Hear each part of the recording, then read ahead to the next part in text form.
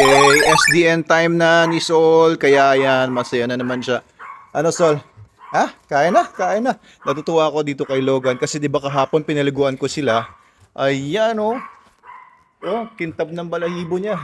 Actually, mas kikintab pa yan kung sinuklayan ko pero hindi ko pa sinuklayan yan. Uy! Kulit ni Sol ah. Binunggol yung puwet ko. Ay, teka lang, teka lang. Teka, pinapakita ko lang yung balahibo ni Logan. Ayan oh. Makintab yung balahibo niya sa SDN. Maganda talaga ito para sa mga balahibo. O tara, doon ka na. No, no, no, inside.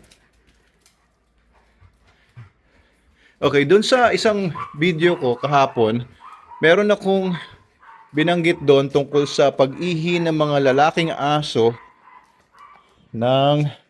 Teka ha. Ayan, pag-ihi ng mga lalaking aso na adulto na tinataas yung paa. Meron nag-comment doon, nakalimutan ko kung sino, no? Meron siyang sinabi na hindi daw totoo yun kasi yung Shih Tzu daw niya ay parang 7 years old na at never pang umihi ng tinataas yung mga legs o hindi tinataas yung isang hind leg para, alam niyo yun, yung nakita niyo na ba yung mga male dogs na tinataas yung hind legs kapag umiihi?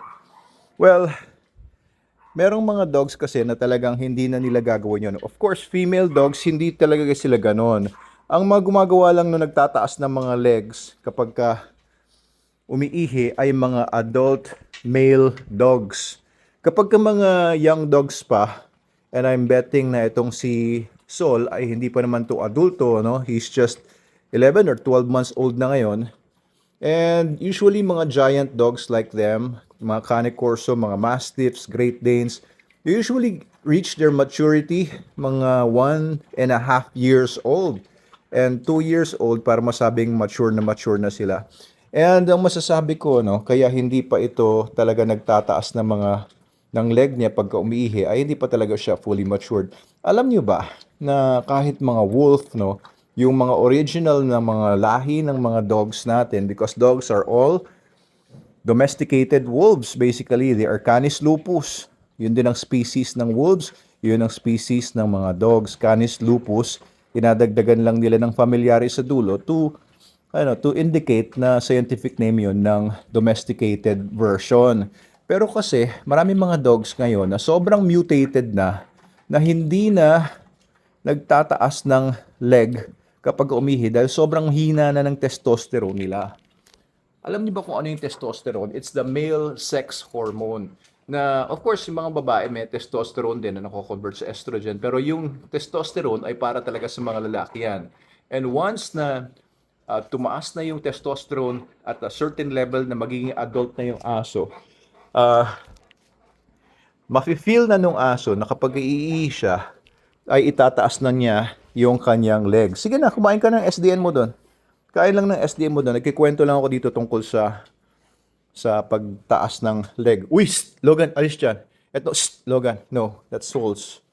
So, itong si Logan, kapag umiihi, tinataas niya yung leg niya.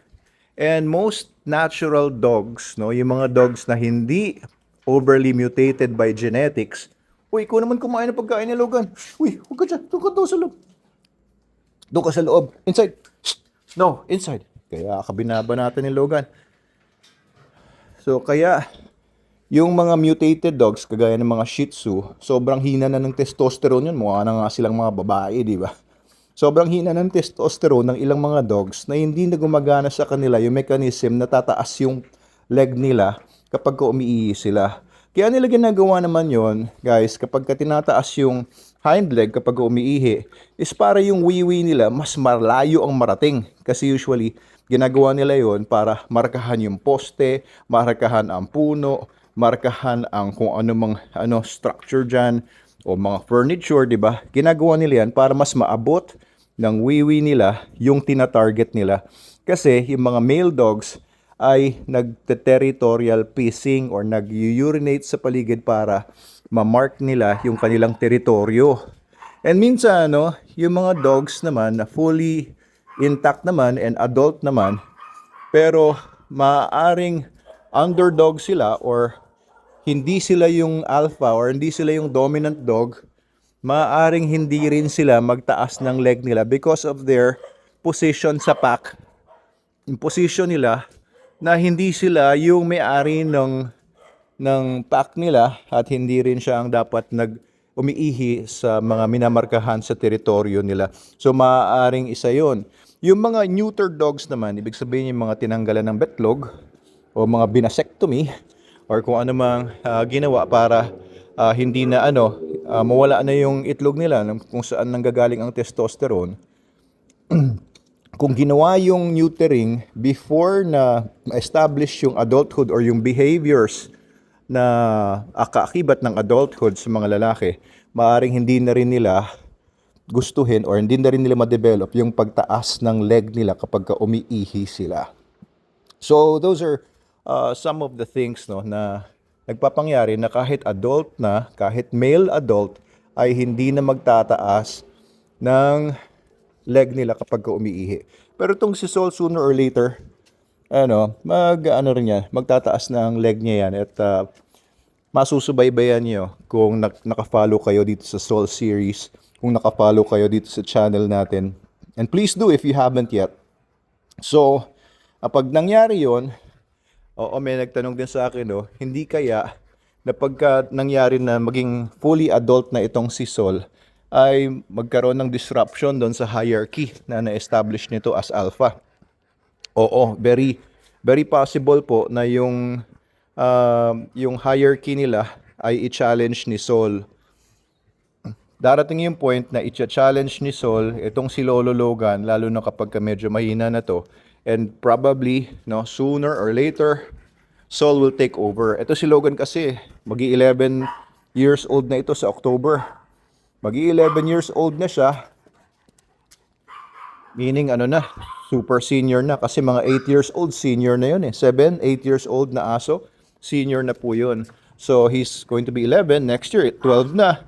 Hindi natin alam kung kailan magte-take over si Sol doon sa pagiging alpha dito sa kanilang relationship dito sa aking household. So ayun, that's what I can say about yung pag-angat nila ng mga legs nila kapag umiihi sila. Ganda na ng katawan talaga ni Sol, di ba? Macho na si Sol. Oo nga, macho.